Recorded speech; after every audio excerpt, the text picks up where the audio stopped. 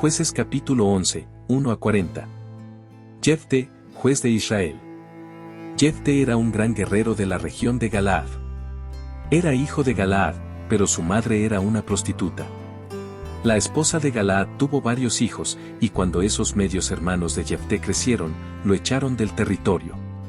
Tú no recibirás ninguna parte de la herencia de nuestro padre, le dijeron, porque eres hijo de una prostituta. Así que Jefté huyó de sus hermanos y vivió en la tierra de Tob. En poco tiempo, tuvo una banda de rebeldes despreciables que lo seguían. Por ese entonces, los amonitas comenzaron a hacer guerra contra Israel. Así que cuando los amonitas atacaron, los ancianos de Galaad mandaron a buscar a Jefté a la tierra de Tob y le dijeron: «Ven y sé nuestro comandante. Ayúdanos a pelear contra los amonitas». Pero Jefté les respondió: ¿acaso no son ustedes los mismos que me odiaban y me echaron de la casa de mi padre?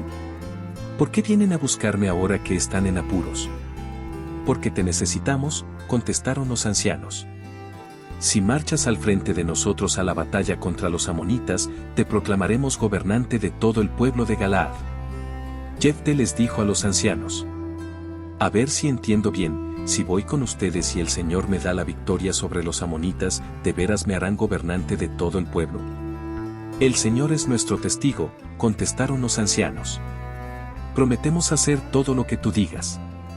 Entonces Jefté fue con los ancianos de Galaad, y el pueblo lo proclamó gobernante y comandante del ejército. En Mizpa, en presencia del Señor, Jefté repitió lo que les había dicho a los ancianos. Luego Jefté envió mensajeros al rey de Amón, para preguntarle: ¿por qué has salido a pelear contra mi tierra? El rey de Amón contestó a los mensajeros de Jefté: cuando los israelitas salieron de Egipto, me robaron la tierra desde el río Arnón hasta el río Jaboc, y desde allí hasta el Jordán. Así que ahora, devuélvanme mi tierra pacíficamente. En respuesta, Jefté le envió al rey amonita el siguiente mensaje: esto es lo que dice Jefté: Israel no robó ninguna tierra ni a Moab ni a Amón. Cuando los israelitas llegaron a Cades, en su viaje desde Egipto, después de cruzar el Mar Rojo, enviaron mensajeros al rey de Edom para pedirle que les permitiera pasar por su tierra. Pero su petición fue denegada. Entonces le pidieron lo mismo al rey de Moab, pero él tampoco los dejó pasar por su tierra. Por eso el pueblo de Israel se quedó en Cades.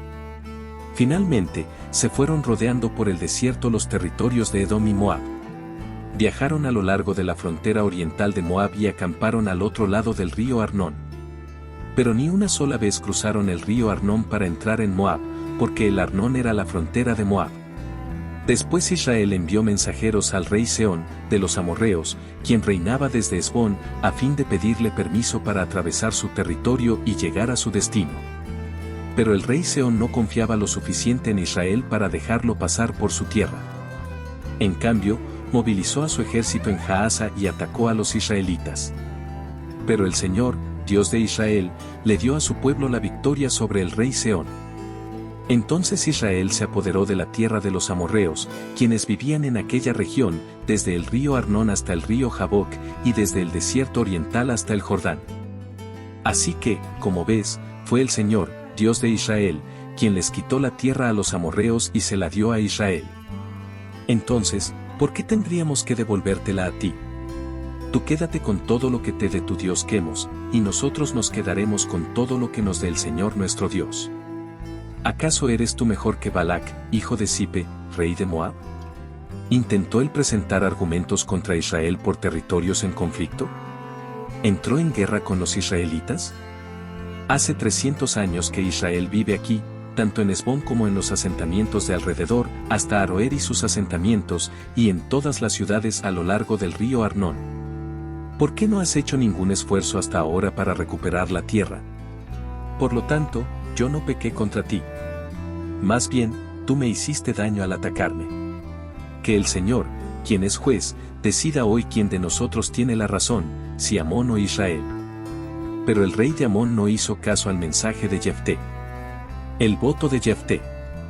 En esa ocasión, el espíritu del Señor vino sobre Jefté, y él recorrió toda la tierra de Galaad y de Manasés, incluida Mizpa en Galaad, y, desde allí, lideró al ejército contra los amonitas. Y Jefté hizo un voto al Señor: si me das la victoria sobre los amonitas, yo entregaré al Señor al primero que salga de mi casa para recibirme cuando regrese triunfante. Lo sacrificaré como ofrenda quemada. Así que Jefté dirigió al ejército contra los amonitas, y el Señor le dio la victoria. Aplastó a los amonitas, devastó unas 20 ciudades desde Aroer hasta una zona cerca de Minit, y desde allí hasta Abel Keramim. De esa forma, Israel derrotó a los amonitas. Cuando Jefté volvió a su casa en Mizpa, su hija salió a recibirlo tocando una pandereta y danzando de alegría. Ella era su hija única, ya que él no tenía más hijos ni hijas. Cuando la vio, se rasgó la ropa en señal de angustia. «Hija mía», clamó. «Me has destruido por completo. Me has traído una gran calamidad. Pues hice un voto al Señor y no puedo dejar de cumplirlo». Y ella le dijo: «Padre, si hiciste un voto al Señor, debes hacer conmigo lo que prometiste, porque el Señor te ha dado una gran victoria sobre tus enemigos, los amonitas. Pero antes, permíteme hacer una sola cosa, déjame subir a deambular por las colinas y a llorar con mis amigas durante 2 meses, porque moriré virgen». «Puedes ir», le dijo Jefté. Y la dejó salir por el término de 2 meses. Ella y sus amigas subieron a las colinas y lloraron porque ella nunca tendría hijos. Cuando volvió a su casa, su padre cumplió el voto que había hecho, y ella murió virgen. Así que se hizo costumbre en Israel que las jóvenes israelitas se ausentaran 4 días cada año para lamentar la desgracia de la hija de Jefté.